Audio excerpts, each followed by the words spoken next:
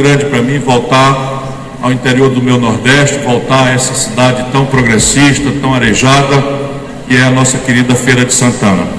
Me permitam aqui, para cumprir um rápido protocolo, ao cabo do qual nós entraremos na conversa, eu quero cumprimentar a professora Norma Lúcia Almeida, vice-reitora, agradecer a hospitalidade, a generosidade com que me recebeu e liberá-la para os seus compromissos. Assim que for necessário, não se preocupe, a ausência será sempre sentida, mas compreendida como tem que ser. Quero cumprimentar a professora Célia Sacramento, uma liderança que antecede, sua fama lhe antecede, seja como liderança acadêmica, seja como liderança dos movimentos feministas e afrodescendentes do Brasil, seja como uma política que passou pela vice-prefeitura da nossa Salvador, sempre com esse sorriso, mas com uma força extraordinária que representa a mulher brasileira. Muito obrigado por honrar a nossa mesa, que estava bastante desequilibrada. Quero cumprimentar todos os meus companheiros e companheiras do PDT, que é o meu partido, nas pessoas do meu presidente estadual, Félix Mendonça Filho, do meu presidente municipal, Zé Raimundo. Cadê o Zé Raimundo? Está por aí? Um abraço, obrigado aí pela força. Quero cumprimentar aos professores e professoras todos, na pessoa do professor Wagner, que me facilitou muito a vida, porque basicamente resumiu com a eloquência que eu não tenho o que eu pretendo dizer. Portanto, iremos menos pelo mérito e mais pela repetição provocar um pensamento, uma reflexão sobre o nosso país. E a minha turma, a minha turma é a juventude, que quero cumprimentar o Digão, o Gabriel e o Luan, agradecendo a vocês o esforço e o privilégio de poder estar aqui. Pode anotar, são 3 futuros deputados estaduais ou federais e depois vão para o futuro. Falar em pé para ser visto, algo para ser ouvido, e lamentavelmente farei como o padre Antônio Vieira, desculpe, não posso ser breve. Estou encarregado de refletir sobre o Brasil, consigo ao redor dos 45, 50 minutos, ao cabo dos quais eu tentarei responder perguntas, questionamentos, ouvirei críticas, antagonismos. O pessoal da organização quer fazer negócio de bloco, não sei o que e tal, mas eu gosto mesmo de liberar o auditório, não ter um limite, e isso é o que me engorda, é o que me alegra, que me estimula, que me anima. Eu tenho aprendido muito nesse encontro com a juventude universitária brasileira, a quem eu atribuo a responsabilidade de criar uma corrente de opinião que permita ao povo brasileiro entender o que aconteceu para a gente chegar onde nós chegamos, e mais do que isso, permita ao povo brasileiro discutir as pistas de um projeto nacional de desenvolvimento emancipador, que tenha condição, sem mentiras e simplificações grosseiras, de encaminhar uma equação para a tormentosa agenda popular e para a agenda estratégica, que, não sendo ainda da percepção popular, se impõe como equação para o nosso Brasil. Eu tenho dito aos auditórios que me distinguem com a sua atenção, eu vou pedir desculpas por estar andando mais ou menos de costas aqui por mesa, que eu não aceito, do alto da minha vivência de 38 anos de homem público no Brasil, eu não aceito ver o Brasil dividido mesquinhamente, miudamente, entre coxinhas e mortadelas. O Brasil não cabe nessa miudice que nos está sendo imposta pela disputa provinciana da política de São Paulo. Como lá eles se alternam há 24 anos, eles querem impor ao Brasil agora de forma odienta isso que não tem nada a ver com a nossa realidade. Para o bem da complexidade extraordinária dos potenciais maravilhosos que o Brasil tem, e muito mais gravemente para o mal, porque o Brasil não pode mais estar diante desses problemas tão graves e complexos, divididos, e que a gente só se reúne com quem concorda com a gente. Ao contrário, o Brasil precisa desesperadamente impor um grande e fraterno debate entre pensares diferentes, olhares distintos, concepções de economia política e de presença do Brasil no mundo diferentes, porque a verdade é muito complexa e sofisticada para a gente achar. Se vocês aceitarem essa minha introdução, eu tenho repetido por onde eu ando que a forma da gente se proteger das paixões do momento, tempo presente, é buscar um pouco o refúgio da história. A história nos permite, olhar com um pouco mais de distância as coisas que hoje a gente, olhando de perto, nos apaixona, nos dão raiva e tal. Por exemplo, fora Temer é uma coisa que nos reúne muito majoritariamente o Brasil. Não é não? Fala a verdade, fora Temer. Mas isso não resolve o nosso problema. Vamos a 1980, que é ontem, sob o ponto de vista de uma história nacional que se conta aos séculos, e vejam bem como é grave a percepção que esse olhar, já com um olhar mais pacificado da história, nos permite. Em 1980, o Brasil, com 130 milhões de habitantes, representava, meu caro professor Wagner, 1% do comércio mundial. E a China, na mesma data, já com 800 milhões de habitantes, se preocupe não, que eu não vou pisar não. E a China, já com 800 milhões de habitantes, representava os mesmos 1% do comércio mundial. Ou seja, ontem, em 1980, o Brasil era um país relativamente muito mais rico do que a China, muito mais desenvolvido do que a China.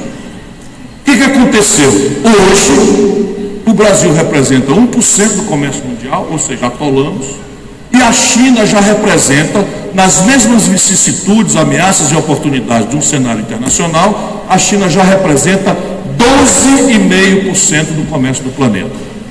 Ou seja, a China saiu de 1 para 12,5% e o Brasil atolou em 1%. Acho que começamos a ter uma pista de que tem alguma coisa estruturalmente errada com o nosso país. O que aconteceu nesse período? O que aconteceu nesse período é que o Brasil cresceu ridículos 2% ao ano em média.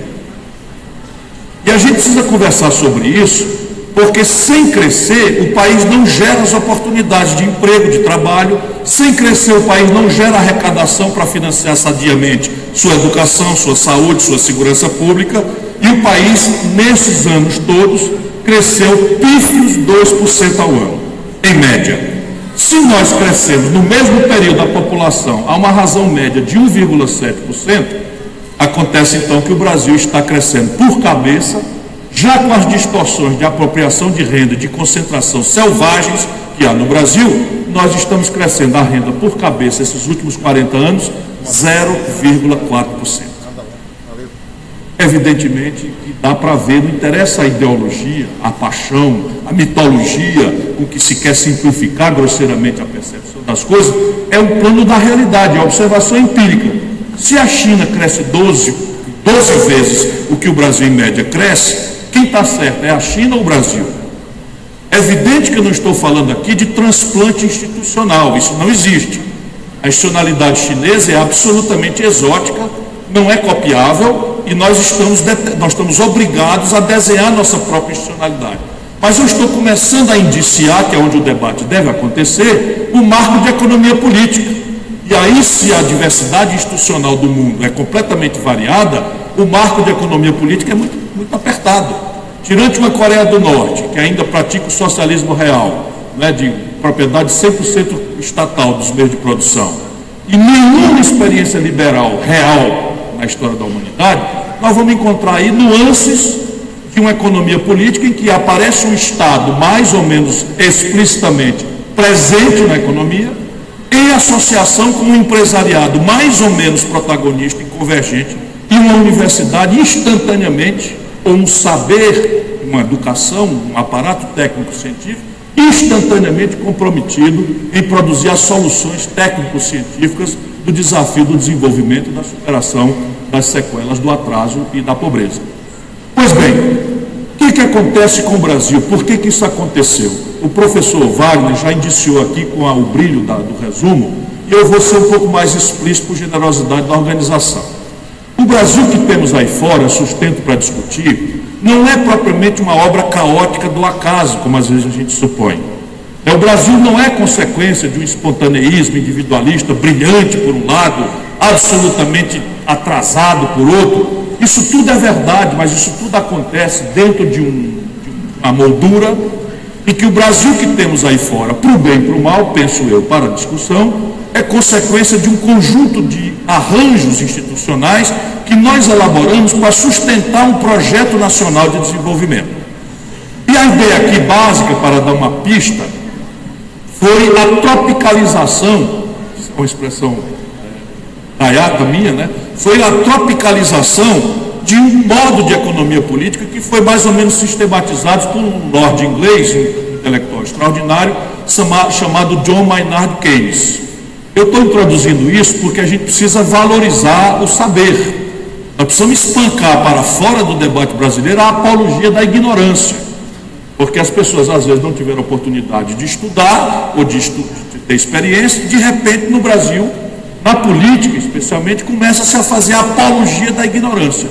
Então, para o cara ser igual ao povo, não precisa ter estudado, não precisa ter referencial, não precisa tal, e, infelizmente, isso não existe. Todas as coisas se subordinam ou não se subordinam a um ideário que já foi pensado antes, ou a valores que ancestralmente já estão postos no debate da humanidade. Então, repare bem, qual era a ideia?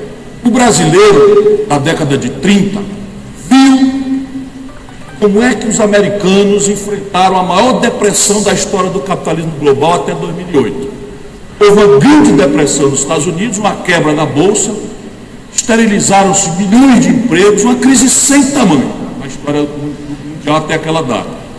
E o Roosevelt, o presidente dos Estados Unidos, na data, manipulando essa ideia de um Estado motor da economia, não para excluir a iniciativa privada, mas se associar a ela, tirá-la da letargia, tirá-la da catatonia, da paralisia que a crise econômica produziu, junta-se e começa a reagir de forma orgânica, integrada, à depressão econômica. Aí chamou-se o plano de New Deal, tradução literal, o novo acordo, o novo entendimento. E isto produziu uma resposta absolutamente extraordinária para o tamanho daquela crise, para o caráter assustador daquela crise, que não se tinha visto na história.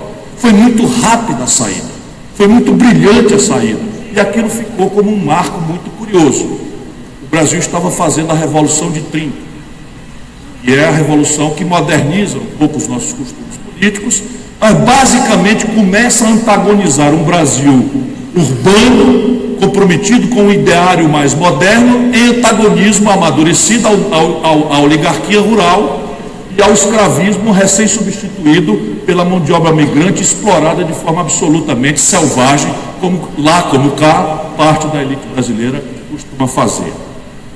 O mundo para de discutir as coisas pela convulsão da guerra, a Segunda Guerra Mundial, e acaba a Segunda Guerra Mundial, a mesma matriz de economia política, ou seja, um desenho de um Estado turbinando com dinheiro público, uma economia destruída, produz também resultados absolutamente maravilhosos para o testemunho da humanidade. O Plano Marshall, em 4 ou 5 anos, recupera a Europa destruída, fisicamente destruída, quase toda. O general MacArthur recupera a economia do Japão e sua infraestrutura dizimadas na Segunda Guerra Mundial em um muito rápido espaço de tempo. E nós, brasileiros, assistimos aquilo. E aí tropicalizamos o modelo e resolvemos finalmente sistematizar um projeto nacional de desenvolvimento. A ideia aqui, como o Wagner já mencionou, o professor Wagner, era modernizar a economia brasileira. O que era modernizar na época, que já não é mais tão verdade, embora seja ainda em parte muito verdade, era substituir a economia rural de subsistência e a economia do latifúndio, da monocultura, do café e da cana-de-açúcar por uma base moderna de indústria. Então nasce daí uma decisão lúcida, que foi uma decisão política. O Brasil não tinha indústria e agora queria ter uma indústria. Qual indústria? Ora, aí já o Wagner também mencionou, disse para ele ali no bastidor que ele tinha facilitado a minha vida. A indústria basicamente que o Brasil ia tentar era por um caminho de substituir importações. O que quer dizer isso? Tudo que o Brasil comprava do estrangeiro com grande volume, ali estava dada a pista por onde o Brasil podia tentar fazer uma indústria nacional, porque o mercado estava revelado. Então eu comprava 100 mil enxadas mesmo de fazer, o Brasil não tinha, porque era tudo artesanal. Então o Brasil comprava do estrangeiro 100 mil enxadas. Então estava claro que cabia fazer uma fábrica de enxada com capacidade de produzir 150 mil enxadas. 100 mil resolvia o abastecimento do Brasil, substituindo importação, e 50 mil sobrava para a gente vender para o estrangeiro, e por aí nós íamos enriquecer. Então fizemos um mapa, tudo que o Brasil comprava do estrangeiro, com grande volume, era por onde nós íamos agora tentar fazer uma indústria nacional brasileira. Para aperfeiçoar o modelo, e eu não estou fazendo essa digressão histórica, senão para entendermos o hoje. Nós precisamos fazer essa reflexão para entender o que é que está acontecendo com o Brasil hoje e daí extrair as pistas para o que nós temos que fazer no debate do nosso futuro. Então, veja, essa recuperação histórica, vocês vão já entender claramente que ela está criando a condição para a grave crise que o Brasil está vivendo hoje. Para aperfeiçoar o modelo, nós levantamos uma redoma protecionista.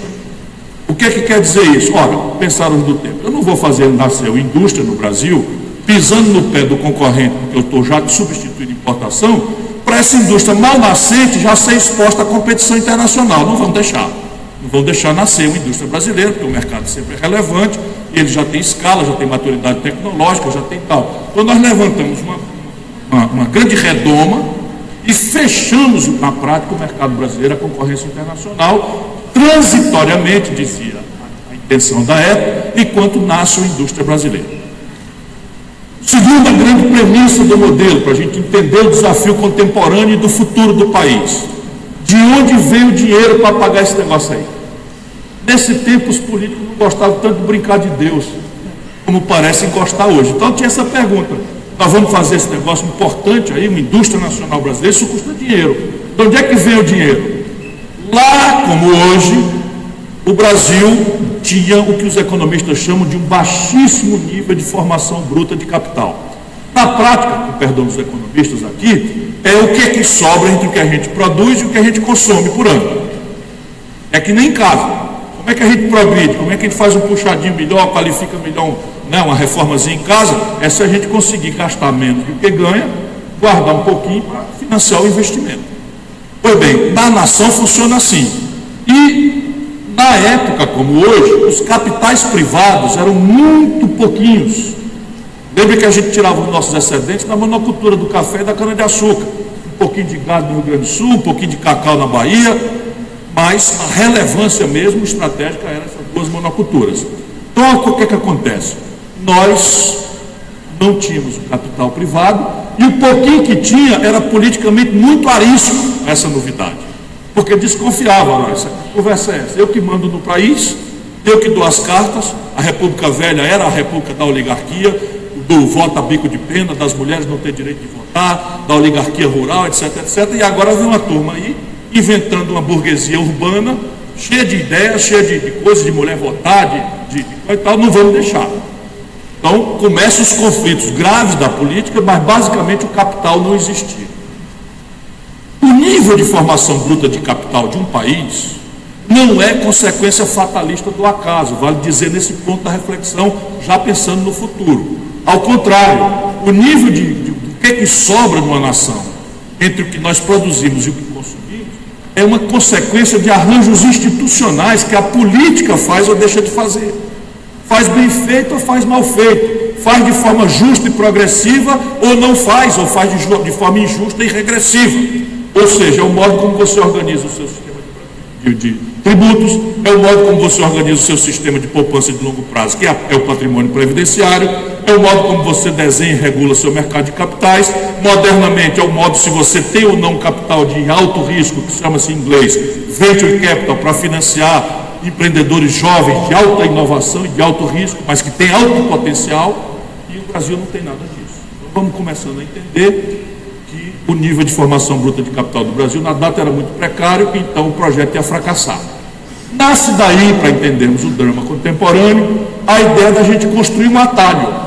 Ao invés do conflito político, de desenhar uma institucionalidade que elevasse o capital nacional para alavancar o nosso desenvolvimento com base no nosso próprio capital, nosso próprio dinheiro, nós resolvemos fundar essa estratégia de desenvolvimento fundando uma dívida externa, uma dívida em dólar.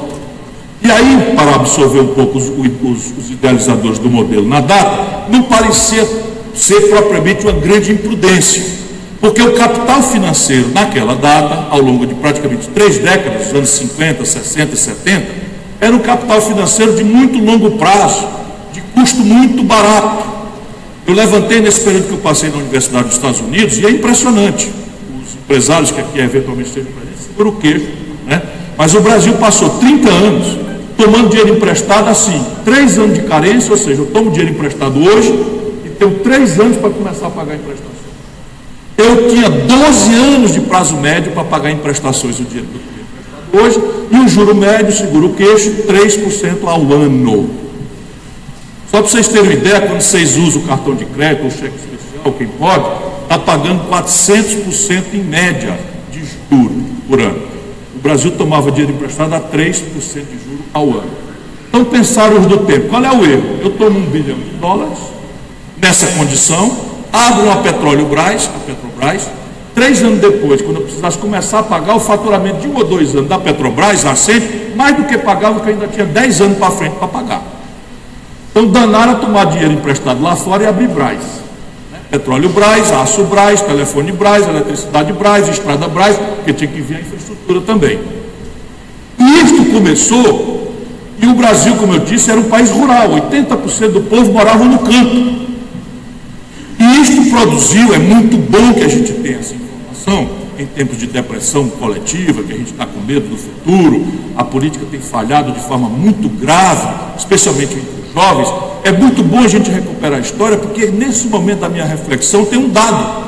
O dado é que é o seguinte: quando o Brasil organizou a sua inteligência política, quando o Brasil ganhou em favor do povo os conflitos políticos que foram terríveis para que esse projeto nascesse, nós produzimos a 15ª economia industrial do planeta.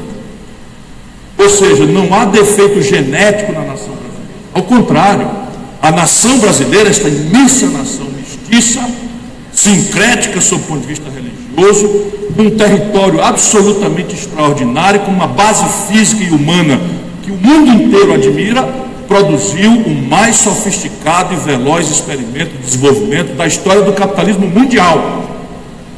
Temos que ter orgulho da raça brasileira. Não temos que ter nenhum medo de acreditar que o nosso povo não é capaz. O nosso povo é extraordinariamente capaz, e isso está na nossa história. E isso está na nossa história. O Brasil saiu do nada e ninguém fez isso. Agora a China está fazendo, vai passar a gente, mas ninguém saiu do nada para, em 35 aninhos, que é nada na vida de uma nação, virar a 15ª economia industrial do planeta. Porém, é também as contradições deste modelo, há algumas impossíveis previsibilidades que não era razoável se exigir deles. O Brasil que temos para o mal aí fora também é consequência de algumas sequelas desse modelo. E o que temos hoje é consequência dessas sequelas e da exaustão, do fim, da morte desse modelo. E esse é o debate que nós precisamos fazer. Primeiro, vamos lá, sequela. Produzimos a 15ª economia industrial do mundo. É fascinante lembrar disso. Porém, o Brasil, no mesmo período, produziu o mais violento fenômeno migratório campo-cidade da história do planeta. Em apenas 30 anos, o povo que morava 80% no campo passou a 82% morar nas cidades. Hoje, 90% da população brasileira vive em 0,64% do nosso território. 90% do nosso povo, 206 milhões, vive em menos de 1% do território nacional. Tal a violenta hiperurbanização que nós imprudentemente assistimos acontecer, e isso cria toda uma agenda de gravíssimos problemas que vão da moradia ao colapso da segurança pública. Não é porque há territórios importantes das cidades todas que não são acessíveis pelos serviços públicos, muito menos pelas institucionalidades da segurança e da paz pública, só para dar um exemplo. Porém, mais grave de tudo é que, ao empatarmos capitais públicos no esforço de industrialização do país e da sua infraestrutura, e o fizemos baseado na fundação de uma dívida que finalmente vence, nós produzimos a mais abissal desigualdade em distribuição de renda entre todas as economias organizadas do planeta. Não é brincadeira o que aconteceu com o Brasil, e apesar de tudo, hoje, dia 1º de novembro, dia de Todos os Santos, 6 brasileiros, 6, não é 6.000 nem 600, 1, 2, 3, 4, 5, 6 brasileiros têm fortuna equivalente à renda de 100 milhões de brasileiros mais pobres. Não há nada semelhante em qualquer lugar do planeta Terra, e suponho que na sociedade marciana também não. Veja bem, nós temos uma brutalíssima desigualdade que ainda hoje impõe, pelos novos padrões do Banco Mundial, a 45 milhões de irmãos e irmãs nossas viverem abaixo da pobreza. Que é um conceito prático, é renda por cabeça inferior a $5 por dia, R$15 por dia. Então, o Brasil produziu essa aberração de concentração de renda. Mas o modelo não só produziu essa contradição, como morreu. E o arbítrio ano 80, porque é perfeitamente praticável, embora a história não seja assim um dia, uma hora, um momento, mas a gente localiza a grande insurreição francesa, que demorou bastante tempo, no dia, né, da Revolução Francesa. Então eu vou arbitrar o ano 80 para afirmar a morte do velho modelo. Por que o velho modelo morreu? Ele morreu de morte morrida e de morte matada. Primeira razão da morte, a morte morrida. Lembram que o modelo dependia de capitais de longo prazo e baratos para se sustentar? Esse dado sumiu da realidade humana. O dinheiro eletronizou-se, virou o que os americanos chamam de smart money, que em tradução literal é dinheiro esperto, ou seja, virou um videogame, muito parecido com o videogame mesmo, em que garotos de 20 e poucos anos, operando computadores em Wall Street, arbitram ganhos especulativos de curto prazo online, em tempo real. Então, na hora que a gente estiver indo dormir aqui hoje em Feira de Santana, a Malásia está amanhecendo. E a garotada entra no computador e fica piscando ali o que é que um título do banco não sei do que da Malásia está rendendo, o que é que um título do Japão está rendendo, o que é que e dando o garoto a fazer ali, né, operações tirando bilhão para cá, trilhão para lá, bilhão para cá, 10 bilhões para lá. De maneira que todos os países que montaram suas matrizes de desenvolvimento de forma dependente de fluxos internacionais de capital, quebraram ali pelos anos 80, e o Brasil quebrou estrepitosamente. E aí começa a nossa tragédia política. Porque, desgraça pouco é tiquinho para um país, né, sofrido como o nosso. Como é que é a desgraça política? Olha, o modelo morre de forma muito clara e pede um debate, né, sobre o novo desenho. Como é que nós vamos tanger esse imenso país ao futuro, dado que nossa lógica produziu uma coisa boa, mas morreu. E morreu também da morte matada. Qual é a morte matada? É que os ciclos tecnológicos, naquela época, não tinham nem tal intensidade que tem hoje na qualidade dos bens e serviços, na nossa decisão de consumo, inconscientemente que seja, nós estamos ligados no estado da arte, no up-to-date, no última geração tecnológica. E o cara já vai, inclusive, o tal Apple, por exemplo, faz isso diariamente. Você tem o Apple 6, que é uma beleza, está funcionando, no final o iPhone 6 está funcionando tudo direitinho, aí o cara inventa o iPhone 7. Aí você quer que ele tenha no iPhone 7, ele tem uma câmera com mais megapixels e tal, começa a desejar, sem precisão, aquele novo estado e tal. Mas isso não é trivial nessa questão. Isso é o seguinte, nós estamos falando de meios de diagnóstico médico, de química fina, novos materiais, de fibras nas roupas. Estamos falando de informática. Então a tecnologia tomou uma tal centralidade na nossa decisão de consumo e tomou uma frenética velocidade na sua superação. Hoje a capacidade de processamento de um chip duplica em 12 meses. E o céu parece ser o limite. Aí vão exigindo, daqui a pouco vai ter o chip quântico, né? Que é o último estágio onde eles estão pesquisando as coisas. Pois bem, o Brasil, para montar esse modelo nacional desenvolvimentista de industrialização retardatária, precisava que as tecnologias se sucedessem com mais paciência, com mais lentidão. Exemplo prático: quando nós fizemos a primeira indústria automobilística no Brasil, nós trouxemos uma linha de montagem usada da Alemanha, da Volkswagen. Trouxemos a linha usada, montamos em São Bernardo. E qual era a vantagem? A vantagem é que essa linha de montagem tirava um Fusca rigorosamente igual ao Fusca que a nova linha de montagem alemã produzia, com uma diferença que o Wagner também pontuou, e que a gente não tinha a menor ideia na data da gravíssima questão que estaria se apresentando e que agora acaba colapsando o país: produtividade. O que é produtividade? É assim, a linha de montagem velha, nós desmontamos lá e trouxemos para cá, produzia um Fusca por dia. Um Fusca igualzinho de lá. Só que a linha de montagem nova que eles montaram lá, produzia o mesmo Fusca, só que 5 por dia. Resultado, o mesmo custo fixo, o mesmo gasto fixo, o Fusca lá saía crescentemente mais barato e o Fusca nosso caía, mesmo sendo igual, crescentemente mais caro. E até hoje a gente não entende por que as coisas no Brasil são muito mais caras, né? Gosta de viajar para Miami, para comprar umas bugigangas, né? Virou caricatura. Eu sei que aqui ninguém faz isso, mas tem muita gente que faz. velho modelo morreu. E aí o que a gente faz? Chama um grande debate nacional, vamos discutir o que fazemos com o cadáver, vamos fazer a necrópsia, vamos entender a causa mortes. É caso de cirurgia, a gente ressuscita, ou é caso de trocar mesmo o modelo e tal. Não tínhamos esse ambiente, estávamos numa ditadura.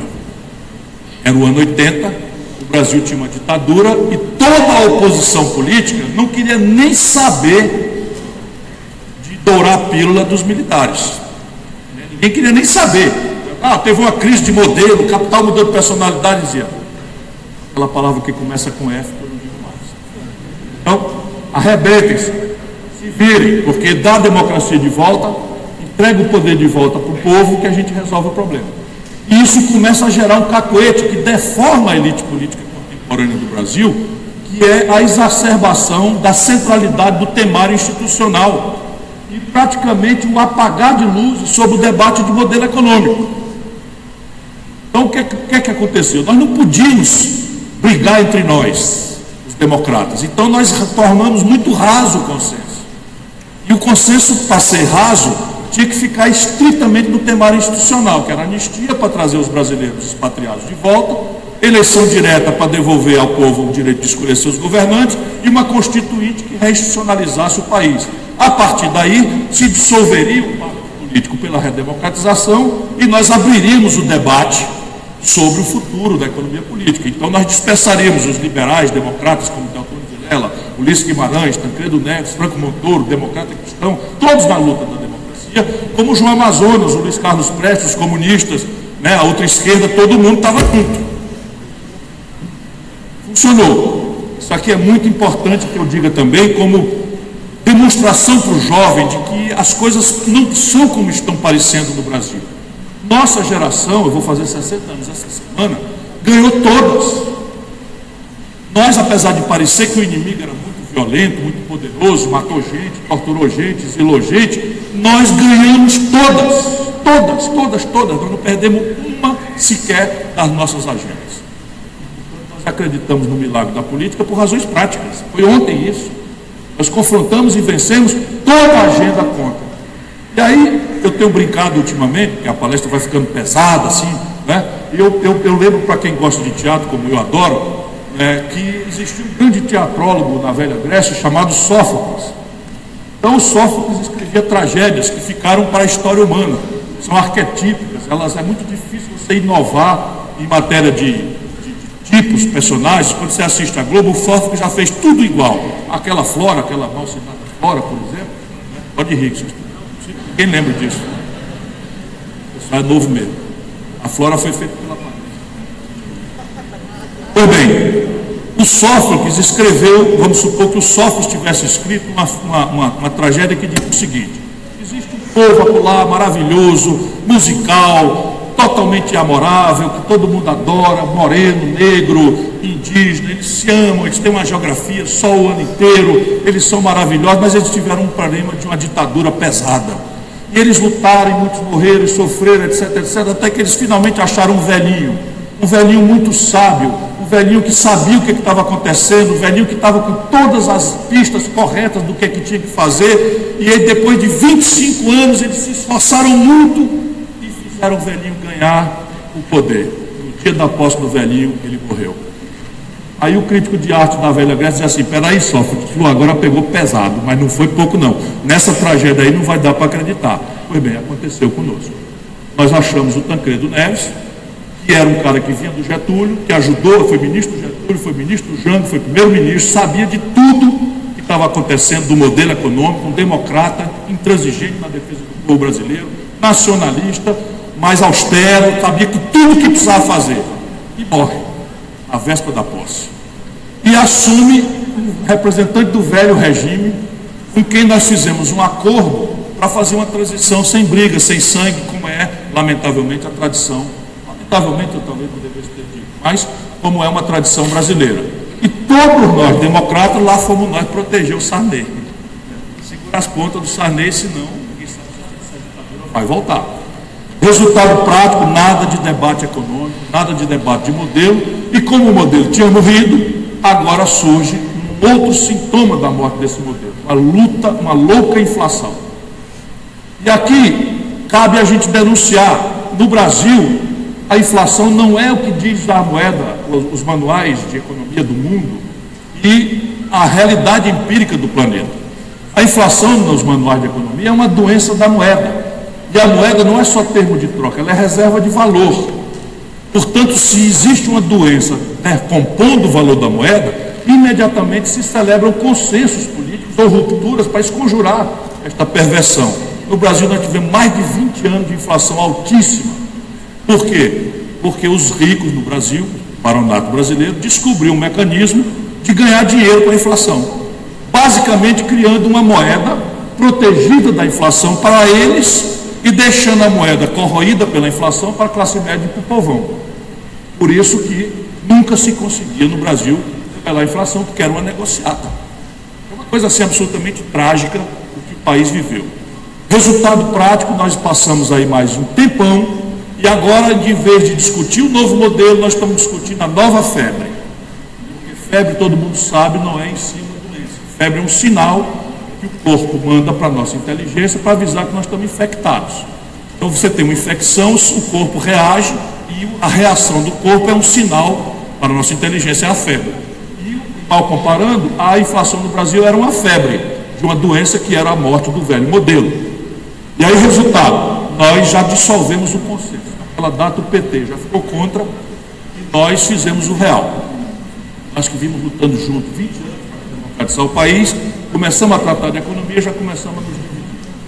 E eu ajudei o Itamar a fazer o real. Itamar Franco, fui ministro da Fazenda, e como eu estava dizendo, a inflação era uma febre. E nós tivemos uma ideia muito interessante, que era um antipirético, digamos assim. Vamos tratar a febre com o plano real, e aí a gente prepara o doente para uma cirurgia. Que é o caso de cirurgia, nós precisamos fazer o novo modelo econômico, debater o novo modelo econômico.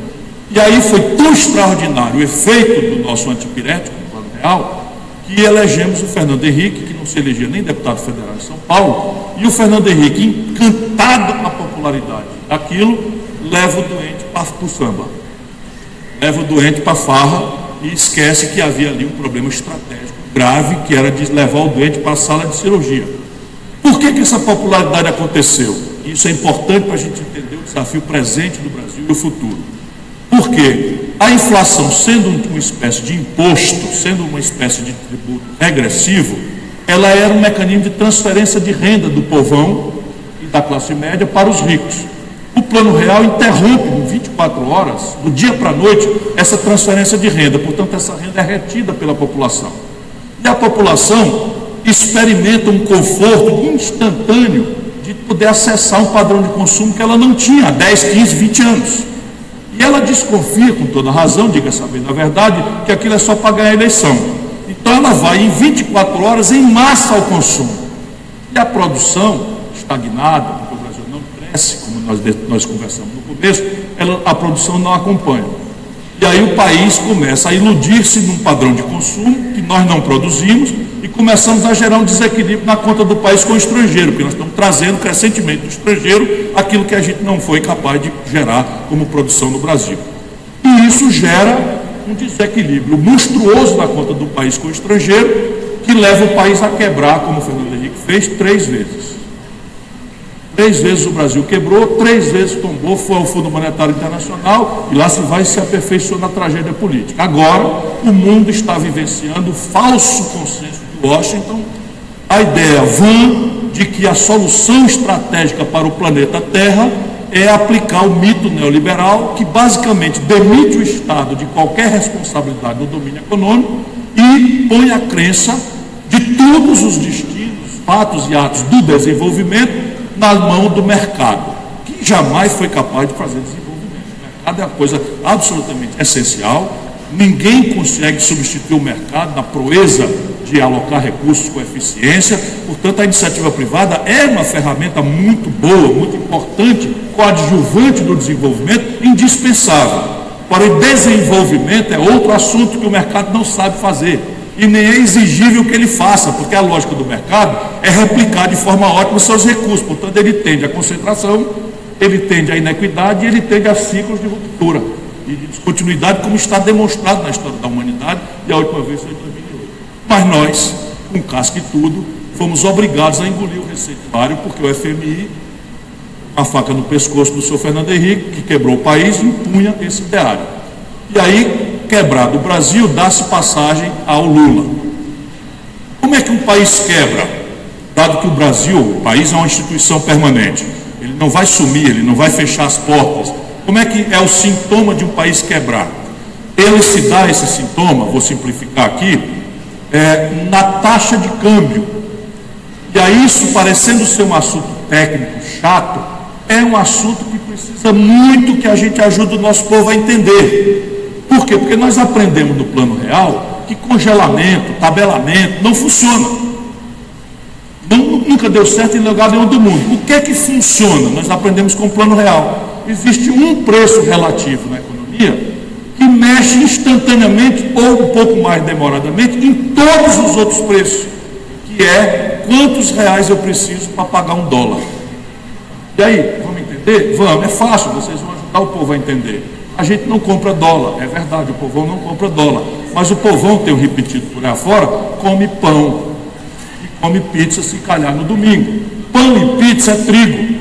Trigo o Brasil não produz com suficiência. Então a gente tem que comprar, para ter pão e pizza, tem que comprar trigo do estrangeiro e tem que pagar tudo em dólar. Portanto, se o dólar sobe, o preço do trigo fica mais caro, o preço do pão fica mais caro. A gente não compra dólar, mas toma remédio. 80% dos remédios brasileiros, dada a nossa imprudência, a falta de estratégia de desenvolvimento, são importados do estrangeiro. Então a gente não compra dólar, mas tem que tomar um Tilenol, um Sonrisal, um Engolf, né? Moderadamente, hoje é véspera de feriado. Isso aí, essa parte eles né? Então toma um Engolf. Isso tudo é importado. O Brasil comete a seguinte estupidez: nós viramos exportador de petróleo bruto barato e importamos 60% do óleo diesel dos ônibus. Lembra de 2013? A gente não compra dólar, mas anda de ônibus. E anda de ônibus, o principal insumo do preço da passagem de ônibus é o óleo diesel. Então o Brasil está comprando óleo diesel do estrangeiro em dólar. Se a gente aumenta o preço do dólar em real, o preço do diesel sobe, o preço da passagem de ônibus sobe. Lembra de 2013, as manifestações dos estudantes de São Paulo, que a coisa era 0,20? Não era 0,20, é que tudo sobe quando o país quebra. E isso deu passagem ao Lula. E o Lula consegue fazer, diferente do Fernando Henrique, um ciclo um pouco mais longevo, um pouco mais sustentável e um pouco mais sério, mas igualmente impraticável no tempo, porque, de novo, a popularidade aqui vem por uma expansão abrupta da capacidade de consumir. Quando o dólar sobe, a gente empobrece, mas quando o dólar desce, a gente enriquece. Então vejam os números. Enriquece quer dizer tem capacidade de comprar mais coisas. Então quer ver bem, quando o Lula tomou posse, Wagner, nós estávamos com a taxa de câmbio nominal, a valor de hoje, de R$ 9,20. R$ 9,20 por dólar. R$ 9,20. Portanto, para a gente comprar $1 de trigo para pão, $1 de diesel para passagem de ônibus, $1 de Tilenol, a gente precisava de R$ 9,20. 8 anos depois, quando o Lula termina o seu mandato e entrega para Dilma, nós estávamos com a taxa de câmbio de R$ 1,75. Ou seja, o povo que precisava de R$ 9,20 quando o Lula tomou posse para comprar $1 de remédio, passou na véspera do Lula entregar para Dilma a precisar de R$ 1,75 apenas para comprar o mesmo dólar de Tilenol. Portanto, a capacidade de consumir do povo brasileiro praticamente multiplicou por 3. Isso gera popularidade, conforto, reconhecimento, gratidão, mas isto não é sustentável. E por que não foi sustentável, já como aconteceu com o Fernando Henrique? Por um outro fenômeno que eu preciso repartir com vocês, como pista do que nós temos que discutir para o próximo passo da história brasileira. É que o Brasil, durante o período Lula, viveu o que se chama internacionalmente de um boom de commodities. Simplificando a conversa, todos os produtos tradicionais do Brasil que o Brasil exporta, meu caro Sérgio, eu também quero abraçá-lo e agradecer a sua presença, são o que eles chamam de commodities, ou seja, minério de ferro in natura, petróleo bruto, soja bruta, milho bruto, cacau bruto. E o Brasil, então, essas coisas viveram, por influência da China, durante o período do Lula, uma explosão inédita de preços. Olha os números. Quando o Lula entrega o governo para Dilma, nós estávamos vendendo uma tonelada de minério de ferro por $190. Quando a Dilma é derrubada, a mesma tonelada estava sendo vendida por $38. Quando o Lula entregou o governo para Dilma, nós estávamos vendendo um barril de petróleo por $110. Quando a Dilma foi derrubada, o mesmo barril estava sendo vendido por $30. E assim todos os produtos tradicionais brasileiros tiveram um preço muito alto no período Lula, e isso pagou o desequilíbrio da nossa conta, que também dá para entender. Quantas pessoas daqui têm celular? Ou quantas não têm? Até outro dia apareceu um. Eu pedi um autógrafo. Meu irmão, você não tem um celular, você jura para mim? Juro. Então eu quero um autógrafo seu. Então todos os nossos celulares são importados. Não interessa se é montado em Manaus. Tudo é importado. 80% do valor de um carro, especialmente a parte econômica, a mecatrônica, a eletrônica embarcada, a informática embarcada, importados. Já falei, 80% dos remédios importados, as fibras que não deixam as roupas amassar, importado, toda a informática importada, 60% dos combustíveis que a gente queima, importados. E isso é muito mais caro do que soja, matéria-prima barata, minério de ferro, etc. Na tradição. Portanto, houve esse equilíbrio artificial que quebrou e deu-se a passagem para Dilma ser derrubada. Sabe, a mesma doença que lá atrás derrubou o Fernando Henrique, preparou, predispôs a base social brasileira para ficar com raiva da Dilma, porque normalmente deixa passar a eleição, não conta a história para o povo, não explica o que está acontecendo, entra para a marquetagem, e aí no dia seguinte o que aconteceu? A Dilma toma posse com R$ 1,75 de taxa de câmbio, e quando é derrubada está R$ 4 por um. Ou seja, o Lula melhorou a vida quase 3 vezes as pessoas sob o ponto de vista de capacidade de consumir, e a Dilma cortou pela metade a capacidade de consumir da população, assim, ó, do dia para a noite. Pronto, aqui estamos o tempo presente, e a razão estratégica de termos que discutir um projeto nacional de desenvolvimento. O que aconteceu para terminar? O Brasil tem 3 grandes obstruções a crescer. Primeira obstrução, hoje, como essa desvalorização do câmbio mexe com os preços relativos, se apresenta uma miragem de inflação. E esta gente ataca esta inflação, que é de custo, como se fosse excesso de demanda. Aí mete taxa de juros em cima. Isso aqui é um pouco mais teórico, mas não interessa. O fato é que, de tanto juro alto, a dívida pública brasileira explodiu e a conta de juros colapsou o governo e as empresas e as famílias. Vamos lá os números. Endividamento familiar. 40 milhões de brasileiros hoje estão com o nome no SPC. 40 milhões de brasileiros hoje estão com o nome no SPC, empurrados para fora, todo mundo se mexendo, daqui dá para ver. Não se preocupe, não é culpa sua. Não é culpa sua, isto é uma tragédia que foi produzida pela governança brasileira. Não há sociedade do planeta que consiga carregar a conta de 400%, 500% de juro no longo. Não há atividade humana que remunere isso. O que você precisa é prestar atenção que a Casa Bahia, o Ricardo Eletro, não são lojas de eletrodomésticos. São financeiras. Elas sabem que você quer um forno de micro-ondas e que você não tem renda para comprar, então ela pica em 24 vezes, diz para você que é sem juro, e na prática você leva um forno de micro-ondas para casa e paga 2. E no meio de caminho de pagar 2, você perde o emprego ou tem um filho que adoece, você não tem como pagar 40 milhões. Nas empresas, nós estamos com o maior nível de endividamento da história.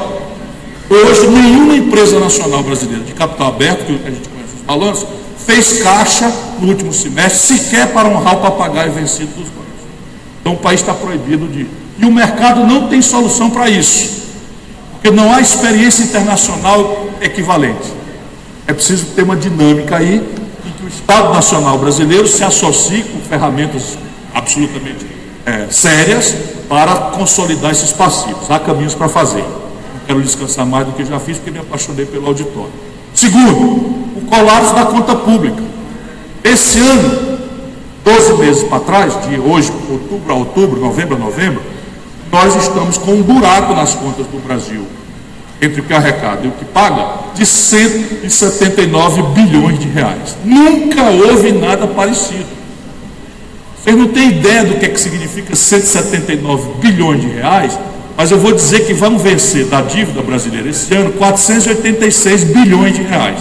Nós não temos um centavo para pagar nenhum tostão dessa dívida e vamos botar em cima dela 179 bilhões de reais. Ou seja, o Brasil está se aproximando perigosamente de tirar R$ 1 trilhão de buraco na conta por ano.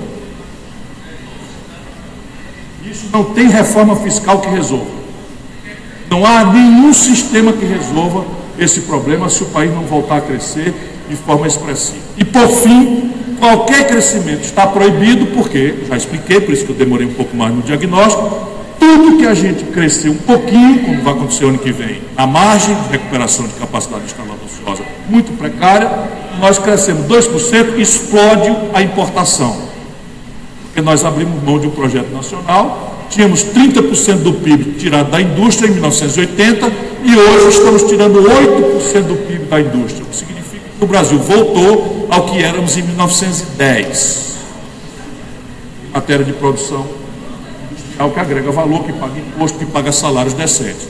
Portanto, o Brasil, se cresce um pouquinho de nada, se apresenta um buraco na conta e não tem mais preço de commodity alta, e nós viríamos o filme de novo, pressão sobre a taxa de câmbio, desvalorização da moeda, os preços sobem e o governo ataca com taxa de juros. Evidentemente, se esse diagnóstico for correto, a terapia pula. Nós precisamos de uma equação para o endividamento das famílias. Isso tem a ver com o Banco do Brasil, com Caixa Econômica, mas tem a ver também com o Fundo Soberano das eu não quero ser chato mais do que já fui. É preciso equacionar as finanças públicas. E aqui o caminho claro é pôr em debate o sistema tributário que entre numa dinâmica de elevação da formação bruta de capital.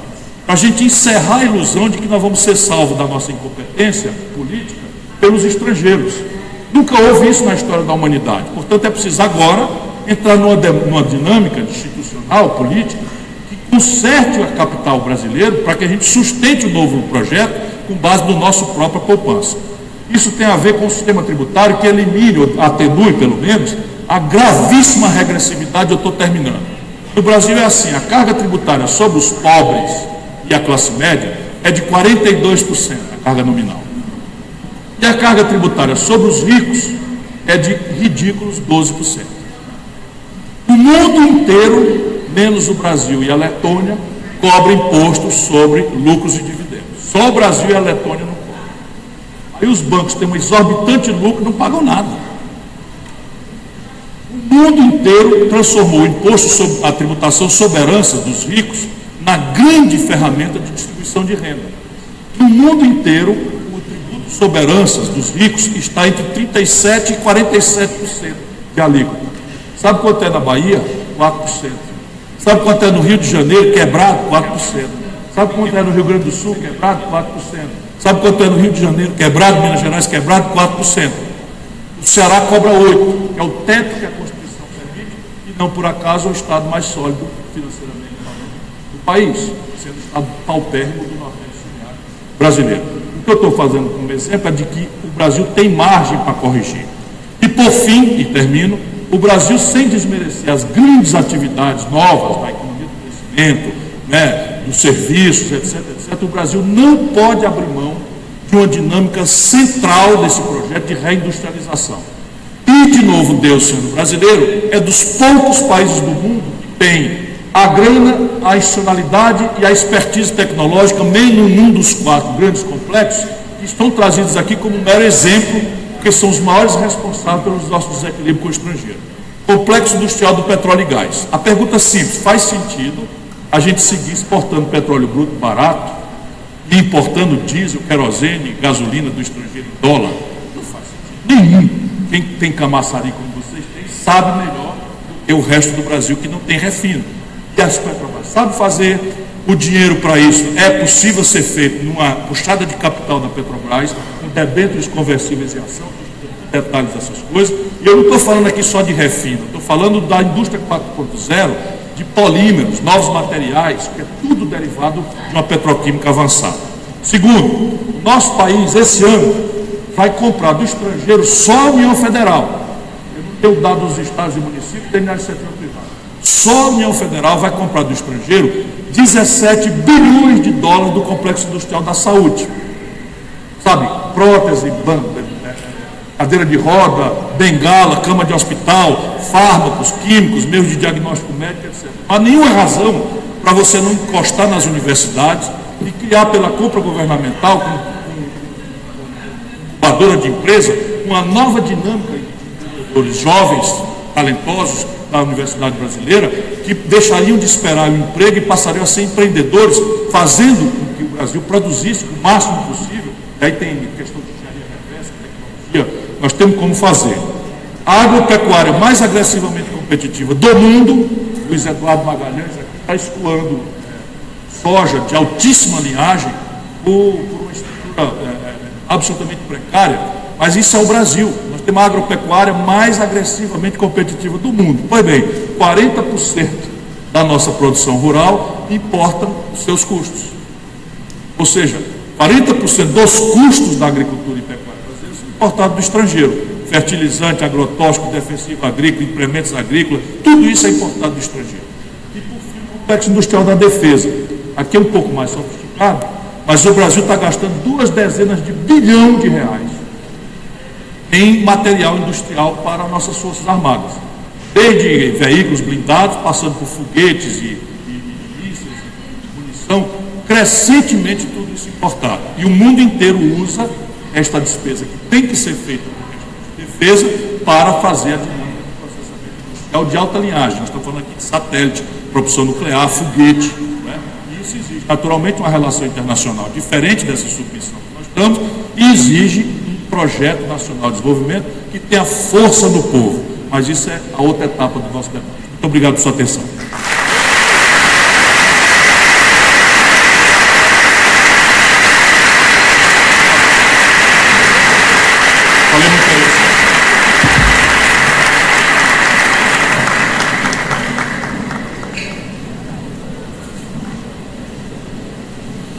Muito obrigado.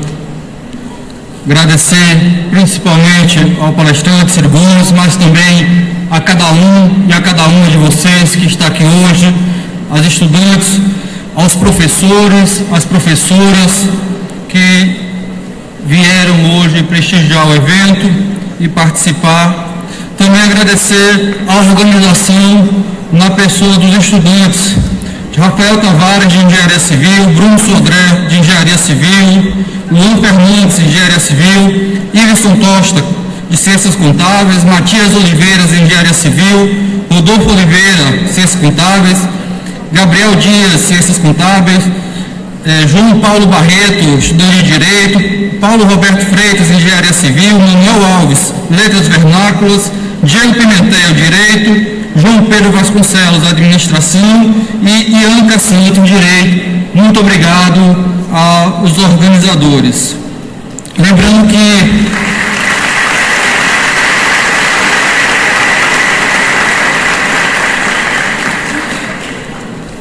que para que tenhamos um pouco de organização ao final do evento, aqueles que se interessarem em se comunicar com o palestrante ou tirar alguma foto, a organização tentou de alguma forma que vocês se desloquem pela esquerda para que tenha um pouco de organização e possamos fazer as fotos, conversar com o palestrante e todos tenham a oportunidade. Senhor palestrante, chegou diversas perguntas e nós tentamos aqui, de alguma forma, juntar os blocos de perguntas em matérias que fossem, de alguma forma, iguais. Então, Ciro Gomes, com as perguntas aqui de Reginaldo Júnior, estudante de jornalismo da FAT, Davi Pinheiro, que falam um pouco de reforma. O Reginaldo Júnior perguntando se a reforma política não saiu até hoje, o que o senhor fará? E se é necessária uma reforma política?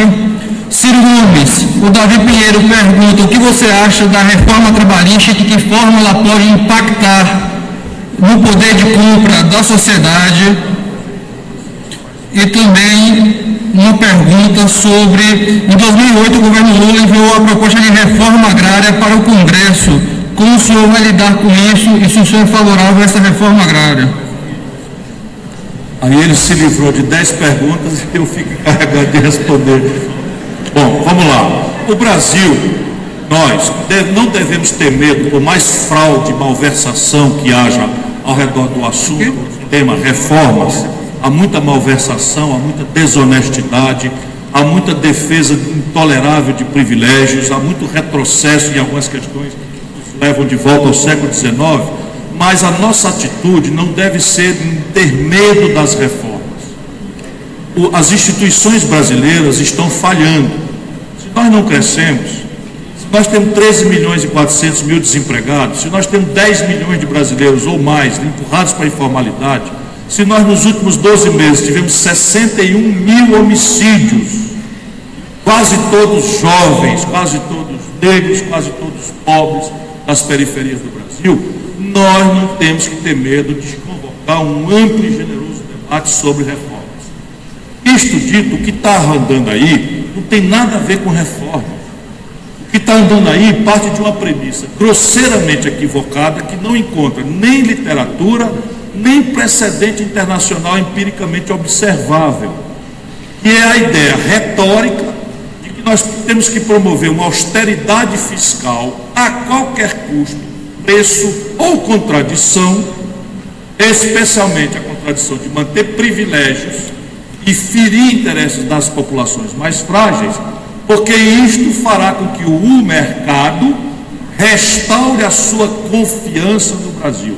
Isto nunca aconteceu na história da humanidade, isto é uma grosseira mentira. Primeiro, esta gente está arruinando as contas públicas brasileiras.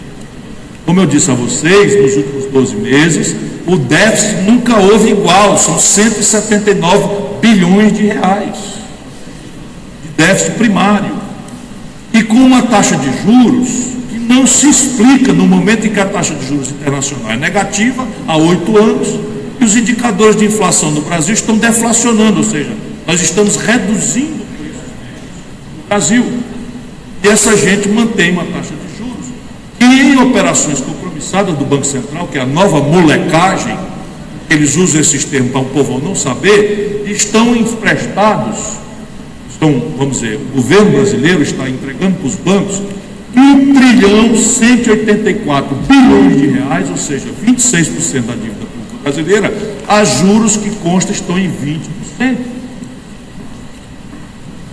Isso é um assalto à mão desarmada. Esse é o dinheiro que não tem para a saúde, esse é o dinheiro que não tem para as universidades, esse é o dinheiro que não tem para equipar a polícia, esse é o dinheiro que não tem para fazer saneamento, esse é o dinheiro que não tem para cumprir os compromissos orçados e comprometidos com projetos de ciência e tecnologia, se eu quero que aquele déficit brasileiro e a dependência do estrangeiro vão se agravar até nos negarmos como nação.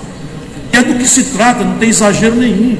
Uma nação que não tenha um mínimo de autonomia técnico-científica é uma ex-nação. E nós temos que recuperar tudo isso. Evidentemente, o caminho aqui é pôr em debate uma progressividade do sistema tributário. Isso é uma reforma. Como? Só o Brasil não cobra tributos, junto com a Letônia, sobre lucros e dividendos. Como? Só o Brasil cobra 4% de imposto sobre herança dos ricos. Por que o pobre, quando faz uma ligação de celular, pré-pago, para poder acertar um serviço, paga 30% de imposto, gente querida? O pobre, quando entra em casa e liga a energia, para acender uma lâmpadazinha, paga 30% de imposto, e o baronato brasileiro paga 12%. Aí diz que eu tenho pavio curto. Evidentemente que um cara que pensa isso e que está falando isso, vai enfrentar um debate. E o debate não é leal. O debate é assim: o cara estava defendendo aumento de imposto. Para quê? Para roubarem mais do que já estão roubando? Olha aí, 51 milhões de reais nas sacolas, nas malas do apartamento em Salvador, que consta que é do Gedel. Pronto, perdi o debate. Se nós não tivermos uma corrente de opinião dizendo, espera um pouquinho, corrupção é um assunto que tem que ser enfrentado. Um exemplo, uma permanente inovação institucional, outra reforma, né? E com punição. Não é a intensidade da pena que cria dissuasão ao crime, é a certeza. Sabe, desses 61 mil homicídios, só 8% são investigados. E aí fica alguém equivocadamente achando que matar jovem pobre com pena de morte, que já existe no Brasil da forma mais selvagem, né, porque não tem julgamento, não tem presunção de inocência, não tem nada, matando os jovens pobres, é um verdadeiro genocídio. Por que não investiga? Porque não tem polícia, não tem inteligência, não tem tecnologia, não tem efetivo. Isso tudo nos impõe uma questão de desenhar no Projeto Nacional de Desenvolvimento o que é que nós queremos.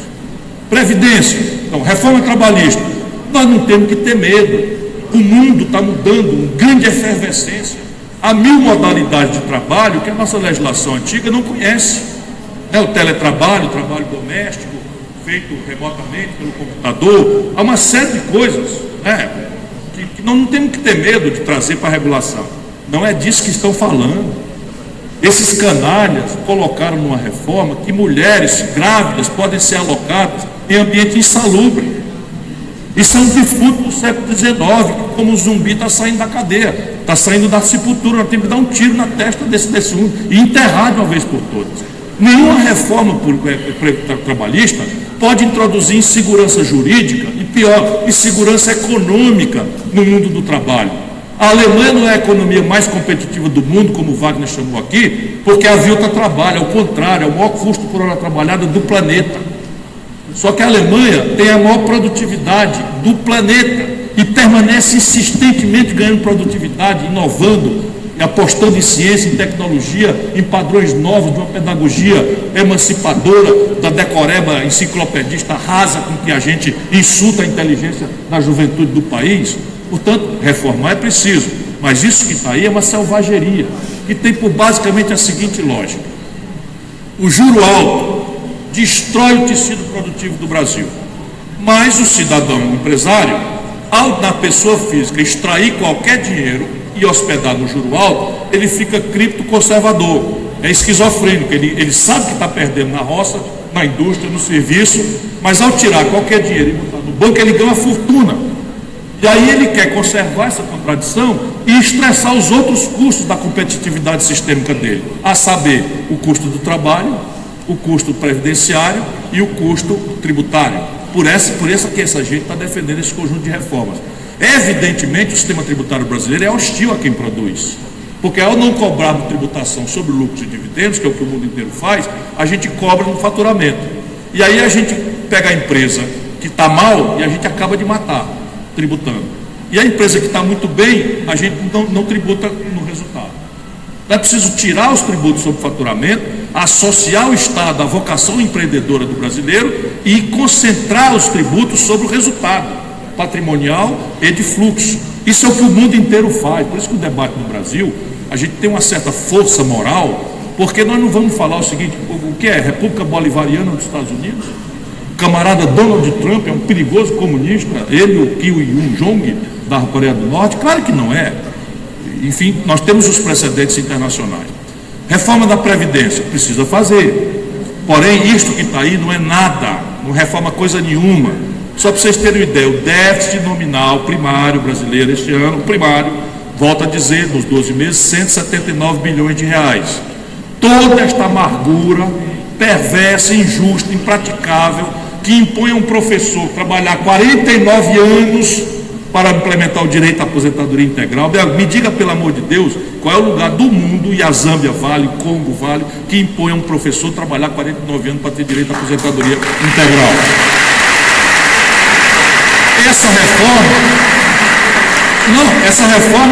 Essa reforma impõe a um policial trabalhar 49 anos correndo atrás de bandido. Qual é o lugar do planeta Terra que faz essa selvageria? E essa reforma não cuida do seguinte número: 2% dos beneficiários da Previdência brasileira levam um quarto de tudo. Quem são? Os políticos, os juízes, os procuradores, essa chibata moral da nação. Eu, Ciro Gomes, aos 36 anos de idade, pelas imoralíssimas leis do privilégio das castas do Brasil, implementei o direito a 3 aposentadorias, ex-prefeito, ex-governador e ex-deputado, que me dariam hoje R$82 mil por mês.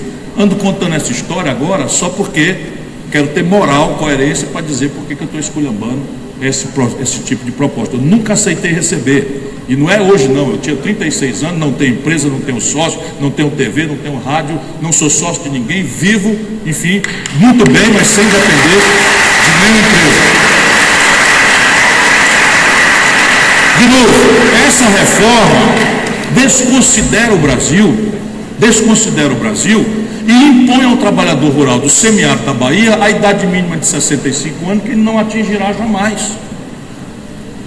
E equaliza ao trabalho intelectual, ou seja, o trabalho intelectual de um advogado, eu, de um político, tal, que por regra trabalhamos no ar-condicionado, ter a idade mínima igual a de um trabalhador rural do semiárido. Está direito isso. Impor a idade mínima de 65 anos a um amazônida que tomou 5, 7 casos de malária, porque tem 700 mil casos de malária por ano, e que vai fazer com que ele morra muito precocemente, não é razoável, sabe?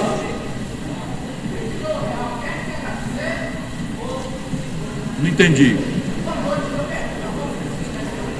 Politicamente, quem bancou o risco do real foi o grande brasileiro Itamar Franco, cuja memória foi destruída pelo Fernando Henrique, que tinha medo que ele viesse contra. O Fernando Henrique nem sequer era mais ministro quando o real saiu. Saiu em abril para ser candidato e o real entrou, como todo mundo sabe, ou pelo menos pode olhar no Google, em julho. Eu ajudei, mas não é justo que diga que fui eu. Como é, meu patrão? Isso foi um camarada chamado André Lara Rezende e Pécio Arida, 2 técnicos que trabalharam conosco no Ministério da Fazenda, mas sobre o Itamar Franco. Muito obrigado, meu camarada, ao povo do Brasil. Para lá. Mais perguntas? Senhores, Só terminar, vocês estão com um pouquinho de paciência. Se nós passarmos um casque-tudo dessa previdência aí, a gente economizará em 10 anos 600 bilhões de reais, com todas essas selvagerias e injustiças. Isso numa estratégia de 2 bilhões no ano que vem e 70, 80 daqui a 10 anos. Repare bem, este ano o déficit primário é de 179 bilhões de reais, então essa reforma é só para atender aos bancos e forçar a insegurança jurídica para empurrar, como está acontecendo, milhões de brasileiros que estão se evadindo da Previdência Pública para os fundos de previdenciário privado. Isso é o que está acontecendo no Brasil. Então está todo mundo apavorado e já saíram 1.400.000 pessoas só do golpe para cá, da Previdência Pública brasileira, e estão indo ou para o nada, ou estão indo pagar planos previdenciários privados, que inclusive os planos de saúde eles vão aumentar agora para os idosos. Olha, eu vou dizer, nunca vi tanta canalice política num ajuntamento só, como eu estou vendo nesse período agora. E olha que eu conheço o ramo, sou do ramo, não me assusto fácil não. Eu nunca vi trabalhar de costas voltadas para o povo com tal insulto ciclicamente repetido. Então, o que nós precisamos pôr em debate é uma reforma que cria entre nós um regime novo, que é um regime de capitalização. O que é isso? Hoje o regime brasileiro é um antigo regime que se chama de repartição. Deixa eu ajudar, estou tentando criar uma corrente de opinião e você precisa dominar esses assuntos para ajudar o povo a entender. Como é que funciona o sistema? Repartição. Sociedades jovens, 40, 50 anos atrás, nós tínhamos 6 trabalhadores ocupados para financiar o aposento de um trabalhador que não atingia 60 anos. Então funciona, muita gente trabalha durante muito tempo para pagar por pouco tempo o aposento de um cidadão. O que acontece modernamente? Pela informalidade, pela automação, pela robótica, pelo desemprego aberto e também porque a sociedade envelheceu, nós estamos hoje com menos de 1,5 trabalhadores, a estatística permite você falar em meio, né? 1,5 pessoa ocupada para aposentado com 73 anos de expectativa. Então esse modelo morreu. Mas ele não morreu ontem, ele vem morrendo. E aí os políticos não querem enfrentar o problema, porque não é fácil realmente, nem aqui, nem em canto nenhum, e eles então vão fazendo um puxadinho, um remendo, um band-aid, um curativo, e vão arrumando malajambradamente. Resultado, hoje, só para vocês terem ideia, contribuição social sobre o lucro líquido, PIS, COFINS, contribuição patronal, contribuição do empregado e contribuição do governo, juntas, que é o que a lei criou para financiar a Previdência, pagam a Previdência, o regime geral, e ainda sobra dinheiro. Portanto, é mentira que haja um déficit na Previdência explosivo. Ele vai existir certamente. Espera aí, calma. Porém, o que é que faz o governo Temer nos 15 dias do golpe? Sem abrir conversa com ninguém, sem debater com ninguém, manda para o Congresso Nacional uma emenda à Constituição, criando um negócio que tomou a sigla, o nome de DRU, Desvinculação de Receita da União. O que é essa DRU? Pega 1/3 de todo esse dinheiro que foi criado pela lei para financiar a Previdência e tira da Previdência e joga no saco sem fundo da agiotagem oficial. Aí o déficit da Previdência esse ano, por causa dessa capada, né, dessa castração de 30%, de 1/3 dos recursos, é de 180 bilhões de reais. Portanto, é um déficit que existe, mas não é da Previdência, é do governo consolidado. E isso, evidentemente, pede uma solução. O regime moderno é de capitalização, em que você paga, o patrão e o empregado pagam, o governo paga, você pode agregar até fontes alternativas e, ao invés de gastar por conta, como a repartição faz, você hospeda isso em fundos, que eu defendo que sejam públicos, controlados pelos trabalhadores, para ingeridos por carreiras profissionais recrutadas por concurso e com agências de risco escolhendo as opções de investimento. E ao associar isso é que é a elevação do nível de formação bruta de capital. Percebe? Então aqui você vai começar a construir um volume de poupança coletivo que, por caminhos de decisão de mérito dos trabalhadores, vão associar-se ao investimento produtivo, construção civil, indústria, agricultura, o que acharem que deve, desde que os riscos sejam minimizados, né, por critérios objetivos, e vão extrair dessa dinâmica, né, de se associar ao investimento produtivo, o ganho extra que precisa para pagar as aposentadorias crescentemente mais longas pelo envelhecimento médio da população brasileira. Isso é o que eu ando propondo.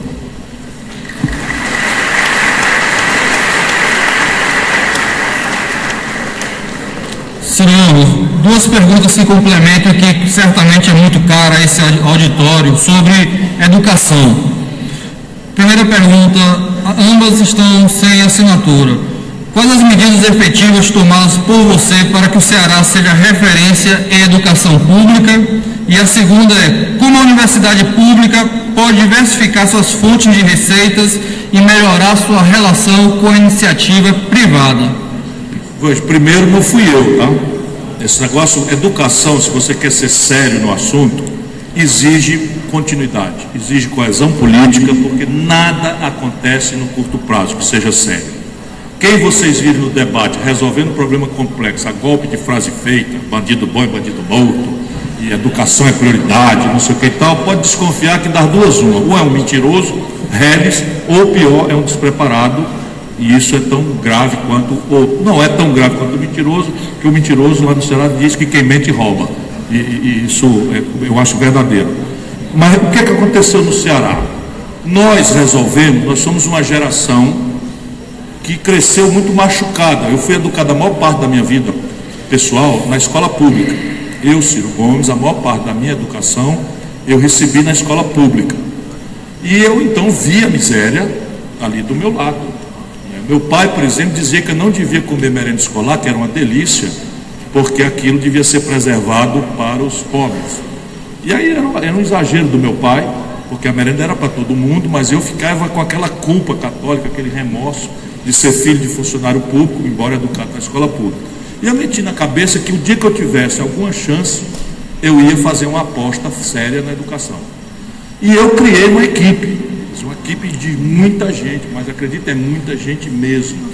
Tem técnicos de alta nomeada, tem políticos de alta expressão, uma nova geração extremamente qualificada, e a todos eu passei essa lógica. Por quê? Porque quando a gente olha as emergências do povo, é tão sofrida a vida do nosso povo, sabe, que as emergências fazem com que ele esqueça a educação. E a tendência dos políticos é a resposta às emergências. O político tende, por sobrevivência natural, a anotar sensivelmente o que é que o povo está passando, está sofrendo, quer ouvir, e até traduzir a seu próprio gesto. Não é propriamente demagogia, embora seja extensamente também. Então, qual é a emergência do povo hoje? Violência, saúde, emprego e corrupção. Aí vocês vão ver no debate, na rádio, só falam nisso.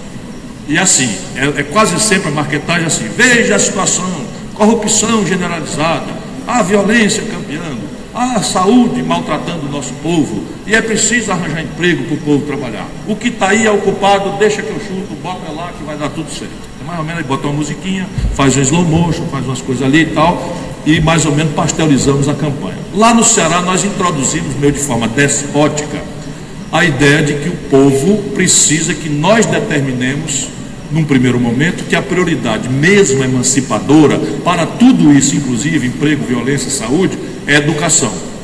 E isso teve que ser traduzido numa inovação institucional. Então nós, por exemplo, a primeira agenda foi tudo o que se diz: melhorar salário, recuperar a rede física, fazer capacitação, treinamento. Melhorou, mas não funcionou. E aí nós começamos a aprofundar, chamar especialistas e fazer avaliação, e acabou o negócio de avaliação por amostragem. Agora nós vamos avaliar aluno por aluno, aí começamos a acertar. Então a nossa avaliação lá é individual. Se o menininho falta na escola, ou a menininha, vai um bedel de moto na casa dele, saber o que aconteceu e trazer ele para a escola. Isso nós fazemos. Se entra um autista, tem um professor sozinho para ele. Isso impôs uma mudança radical no orçamento da educação. Então isto não é suficiente, mas nós aprendemos a fazer fazendo. Depois de executar a agenda óbvia, que é a justa remuneração, a capacitação dos mestres, aí nós começamos por exemplo, profissionalizamos a gestão das escolas. Hoje é 100% profissional, as melhores práticas são manualizadas, eles se reúnem sistematicamente e trocam ideias. Isso foi experimentado em Sobral, que é a minha cidade, e dali explodiu o melhor IDEB do Brasil.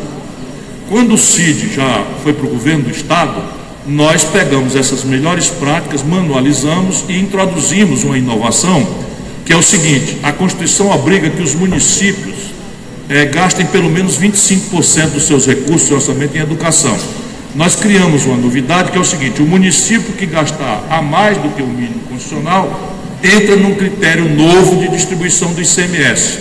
Qual é o critério hoje? É população mais valor adicionado, que é o que se agregou de valor naquela cidade, naquele ano.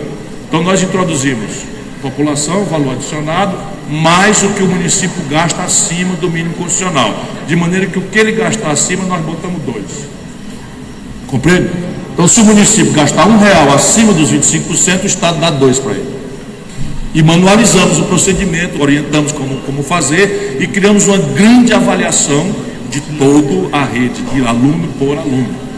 E isso fez com que hoje 77 das 100 melhores escolas básicas do Brasil sejam no Ceará, um dos estados mais pobres do país, o que prova, de um lado, que não é propriamente o dinheiro o problema, e de outro lado, que uma coesão política pode produzir resultados estratégicos, porque hoje a massa de professores é a coisa mais linda e fascinante, as reuniões são de arrepiar. Nós agora temos academia Enem para todo mundo, mandamos buscar em casa, pagamos a merenda, trazemos os melhores professores de São Paulo, estamos ambicionando tomar 30% das vagas do ITA e tomamos 30% das vagas do IME, ganhamos todas as Olimpíadas de Matemática do mundo afora, e quem quiser conversar sobre educação é comigo mesmo, porque isso vai acontecer no Brasil.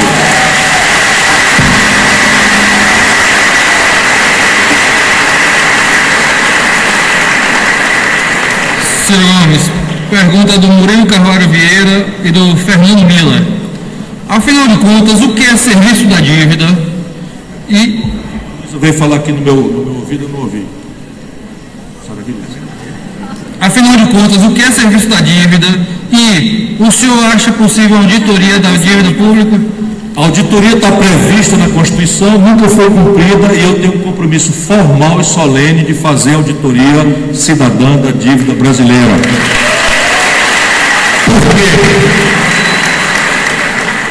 Porque não é possível que a população gaste metade do orçamento no serviço da dívida. O que é o serviço da dívida? Me perguntou. É assim: a gente toma R$1.000 emprestado e o cidadão que empresta cobra, vamos lá, 5% de juros ao mês. Esse 5% é o serviço da dívida. Mas pode ser também que o camarada empreste R$1.000 e que eu tenho que pagar em 5 prestações. Então eu tenho que pagar R$200 no mês que vem, mais o juro de 5%. Então a parte que vence da dívida, mais o juro, é o que se chama, no jargão do economês, serviço da dívida. Então é o que você gasta para pagar parte do principal, se for o caso, e os juros de carregação. O Brasil está aproximando a sua dívida pública de 4 trilhões de reais. Estranhamente, com a taxa de juros que no pior momento dos últimos 15 anos teve em 14,5%, e hoje está em 8,25%, estranhamente parece que o custo de carregação da dívida brasileira é de 20%. Como se explica, se o maior juro que teve foi 14,25%, que a carregação média da dívida brasileira aparente ser 20%? Eu eu sei que é porque nós estamos permitindo que se cobre juro sobre juro, entendeu? Então você pega o não pago, capitaliza o juro e cobra o juro sobre juro. Aí você tira. Só para vocês terem uma ideia, quando o Lula tomou posse, o Brasil estava devendo 600 bilhões de reais em valores nominais. O Lula pagou para os banqueiros 1 trilhão e 300 bilhões de reais e entregou para a Dilma com 2 trilhões e 400 bilhões de reais a dívida. E o Michel Temer vai entregar para o próximo presidente da República com 4 trilhões e 300 bilhões de reais. Então não brinca, juro sobre juro, não brinca, destrói. E aí vamos lá, vamos consertar as finanças públicas de um lugar. Eu faço sempre essa brincadeira, ainda fiz ontem na Faculdade de Direito. Vamos supor que vocês são os meus consultores, os meus auditores, os meus consultores. Eu estou com um grande problema aqui em casa, ou na minha empresa, ou no meu país, de despesa a maior do que a receita. Aí eu trago o seguinte dado para vocês: uma pizza que tem aqui, despesa A em amarelo, leva 50 de cada 100 reais do orçamento. Despesa B em azul, leva 29% do orçamento. Despesa C, D, E, F, G, H, I, J, K, L, M, N, W, Z, Y, leva 21% do orçamento. Vamos corrigir, onde é que a gente começa a cortar? 50% juro para banco, serviço da dívida. Em que mexeram? Nada. A PEC 55, que congela tudo, mexe aonde? Nos 21%. A PEC que congelou os gastos por 20 anos, com segurança, saúde, educação, universidade, etc., leva 21%, só congela os 21%, porque os 29% da despesa azul é previdência social, com aquela distorção de meia dúzia de brancos levando a maioria do benefício. Não mexeram também. E 50% do orçamento é juro para banco. Se a gente quiser consertar, infelizmente, sem fazer qualquer tipo de quebra de contrato ou aventura, porque a gente precisa saber que o problema é grave. Por quê? Porque esta dívida corresponde ao conjunto da poupança da sociedade. Então está lá o dinheiro do especulador, esse 1 trilhão e 200 bilhões, provavelmente é 100% do dinheiro do especulador, que toma dinheiro emprestado a zero ou a negativo lá fora e empresta no juro brasileiro overnight, com 4 dias de vencimento. E na véspera da eleição, se um de nós estiver parecendo quem vai ganhar, eles vão embora e vão fazer um ataque especulativo contra o real, e vocês vão dizer, bem que o Ciro disse, naquele dia 1º de novembro do ano passado, que eles iam fazer uma especulação pesada, vão falar em boato de corrida a banco, etc, etc, filme que eu já vi, eu estou anunciando que vai acontecer de novo, certo, como 2 em 2 são 4, que eu conheço essa canalha, ou quer dizer, esses barões, né? Entretanto, se tem um montante grande de especulação, parece que ele é 1/4. Os outros 3/4 são a poupança da sociedade, o FGTS, a caderneta de poupança das viúvas, o capital de giro da pequena empresa, da média empresa. Portanto, você não pode brincar em dívida pública, porque se você brinca aqui, você está esterilizando a poupança da sociedade. E evidentemente é tudo que nós não podemos fazer, é uma aventura nessa área. Portanto, é preciso ter muita frieza. Não tem solução mágica, mas você pode encaminhar, num primeiro momento, uma equação de fluxo. Se o estoque é um grande problema imexível nesse primeiro momento, o fluxo dá para mexer. O que é o fluxo? É eu mudar o perfil dos títulos e eu impor ao mercado títulos prefixados com juro abaixo da rentabilidade média dos negócios. Quanto é que você ganha na construção civil? 6%, 7%? O juro brasileiro tem que ser abaixo disso. Quanto é que você ganha na agricultura? 6%, 5%? O juro tem que ser abaixo disso. Porque o que é que eu faço? Eu começo a estimular um reate do capital com a produção. E ensino de novo ao Brasil que dinheiro não produz dinheiro. E nós, durante os últimos 20 anos, estamos alimentando a ilusão plutocrata do baronato de que dinheiro gera dinheiro. E isso, de fato, definitivamente está matando a nação brasileira.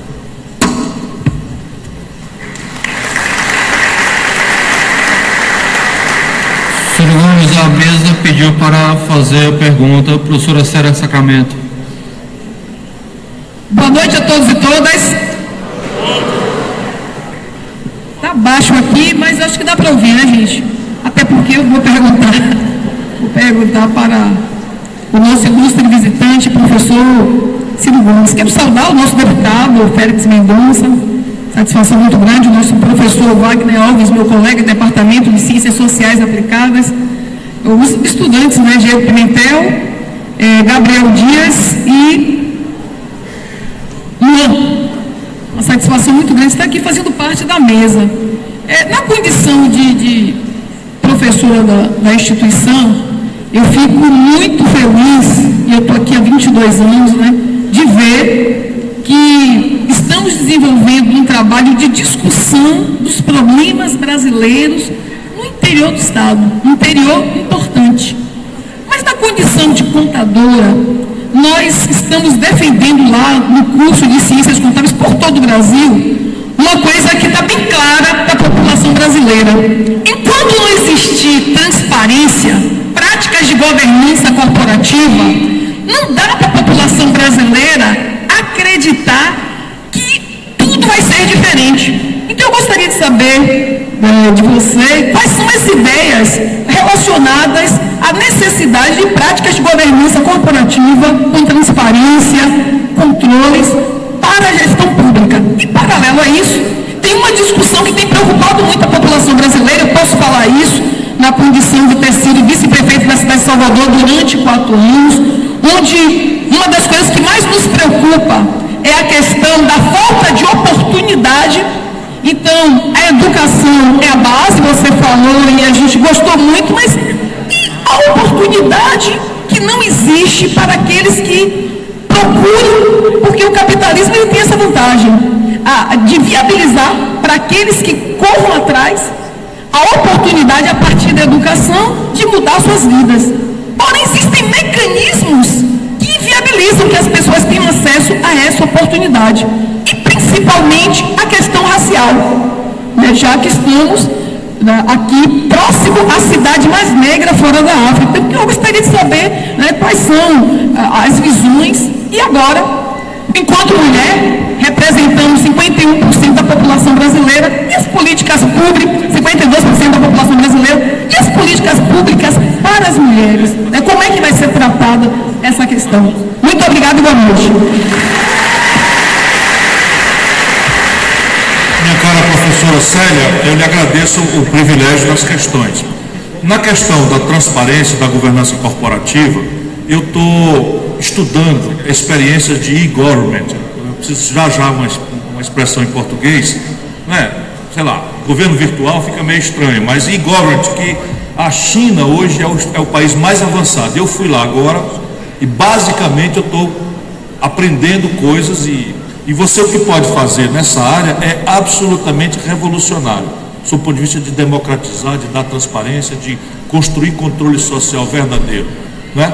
Teve lá, viu? Então você pode ter um aplicativo em que o governo consulte em tempo real a população. Evidentemente que isso vai mexer muito com o sistema tradicional representativo, mas um aplicativo que você pode consultar em tempo real a população e até dar efeito a isso de determinado peso para, por exemplo, suprir essa burocracia de assinaturas para iniciativa popular, de regras, etc, etc. Então eu pretendo fazer um governo completamente mudado, quero criar uma burocracia nova, vou profissionalizar, se eu tiver a oportunidade de servir ao Brasil, como fiz no Ceará. Não faz nenhum sentido que um governante entre de 4 em 4 anos e leve 60 mil quadros para ocupar cargo de confiança com cartão corporativo, com carrão de luxo e tal. Não tem peruano que aguente, não tem simplesmente memória de serviço que funcione assim.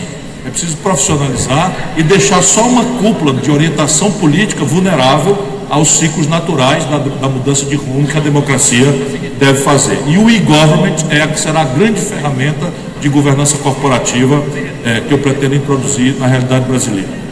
Eu, antigamente, muito jovem, me sentia muito tentado a colocar as lições que eu aprendo, que eu leio, que eu ouço, como resposta para todas as perguntas. Eu não vou fazer mais assim.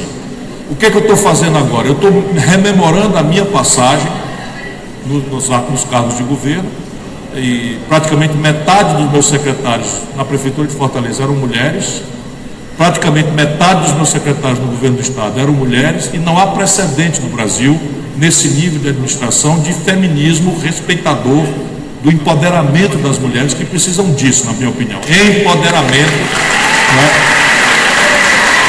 E eu pretendo fazer um governo feminista.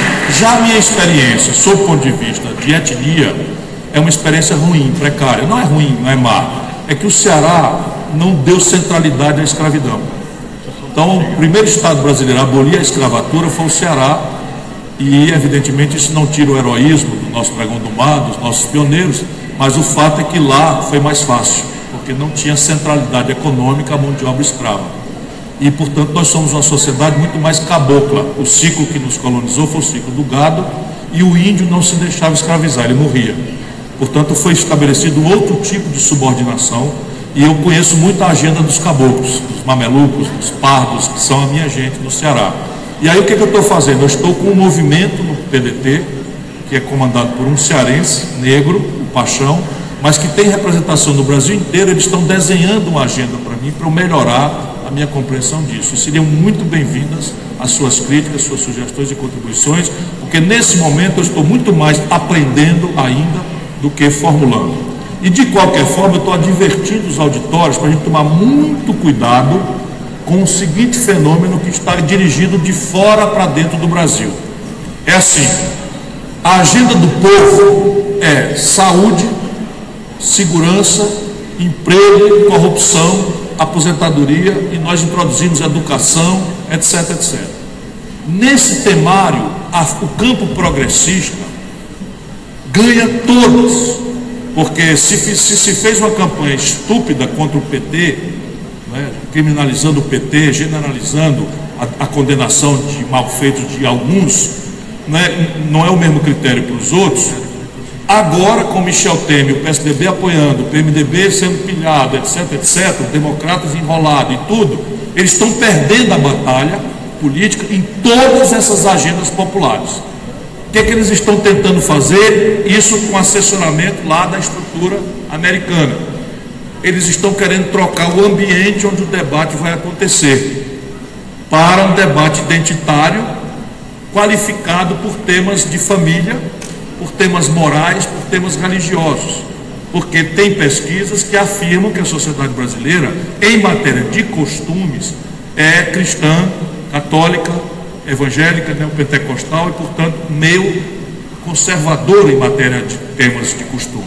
Então, vocês veem exemplo prático, uma exposição de mau gosto, não duvido do meu gosto estético, mas absolutamente irrelevante sob o ponto de vista do efeito que terá ou teria sobre os costumes do país, no Museu de São Paulo, que ficaria confinado a 10 ou 15 ou 20 ou 30 ou 100 pessoas que lá viram. Eles reproduzem nas televisões repetidamente, metem na internet repetidamente, já atribuem uma motivação de pedofilia, e nisso eles conseguem aí 10 discursos dessa canalha reacionária corrupta do Congresso, porque aí eles se sentem com a virtude moral da defesa da família brasileira, da moral e dos bons costumes. Então nós vamos discutir com a nossa coerência, com o nosso amor, todas as questões identitárias, porque o Brasil se mata negro, não mata branco como mata negro. Se o Brasil prende negro. O Brasil dá 700 mil pessoas aprisionadas hoje, a maior população carcerária proporcional e a segunda maior do mundo. 1/3 é de jovens negros pobres da periferia. E a morte dos 61 mil, metade é de jovens negros pobres da periferia. Portanto, se nós queremos ter um projeto, ele tem que ter claramente compromisso com o negro, com o pobre, com o periférico. Isto dito, não caiamos em bobices, porque eles querem armar para a gente sair do ambiente onde moralmente nossos valores são superiores e temos conexão com o sentimento popular, para uma agenda moralista que nada consulta as grandes e graves questões nacionais.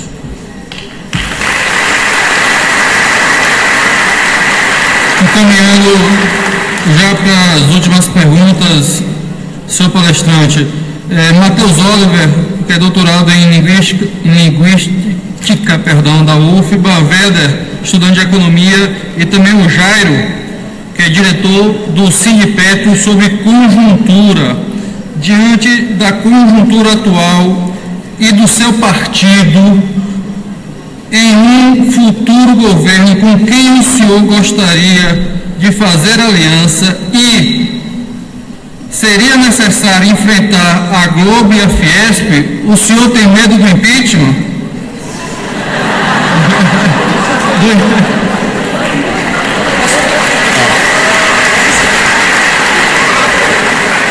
Olha, eu vou dizer uma coisa com muita dor para vocês de trás para diante da pergunta. Vou dizer uma coisa com muita dor. No presidencialismo brasileiro, a presidenta da República perdeu o mandato no primeiro ano de 4 por não conseguir mobilizar um terço dos deputados. É francamente um problema que no futuro será muito mais visualizado como uma impotência nossa do que dos golpistas. A Dilma não é do ramo, é uma pessoa honrada, é uma mulher limpa, é uma mulher que tem espírito público, que ama o povo brasileiro, que correu risco pessoal de vida para nos ajudar a estar livres aqui conversando, mas definitivamente a Dilma não é do ramo. Você imagina, eu, presidente do Brasil, no primeiro ano de mandato de 4, eu ser empichado por um marginal como Eduardo Cunha. Mas nem a pausa, meu.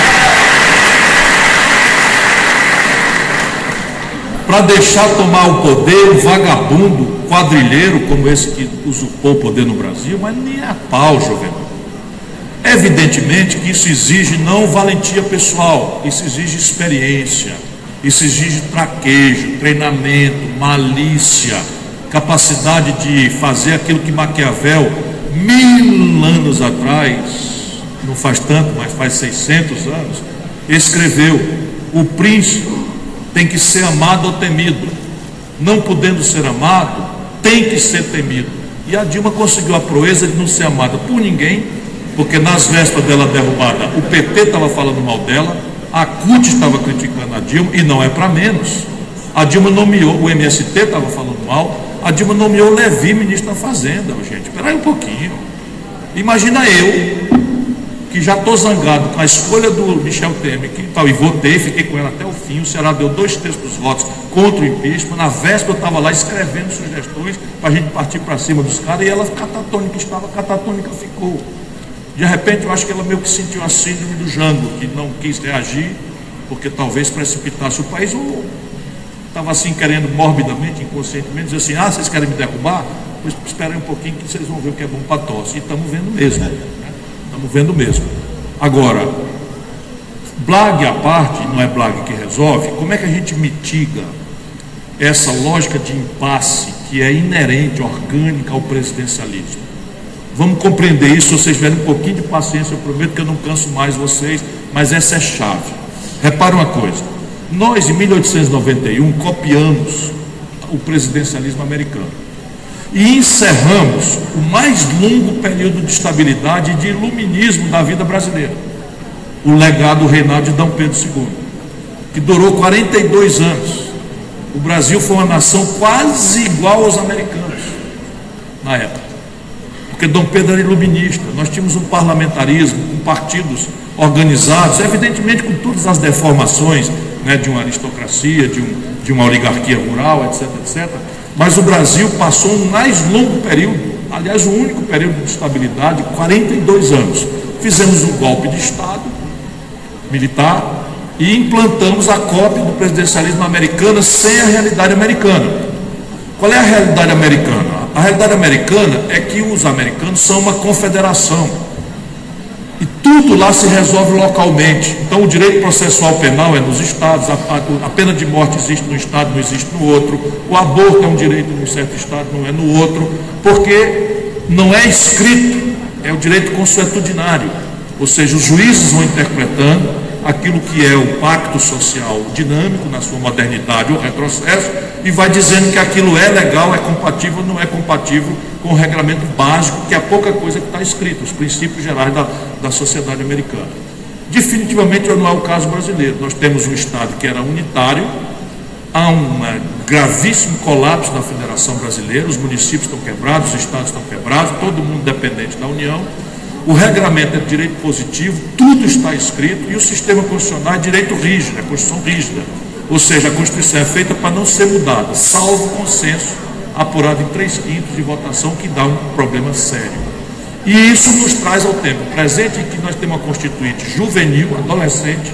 Nós fizemos uma Constituição em 88 e 100% das instituições centrais do país estão sob crítica.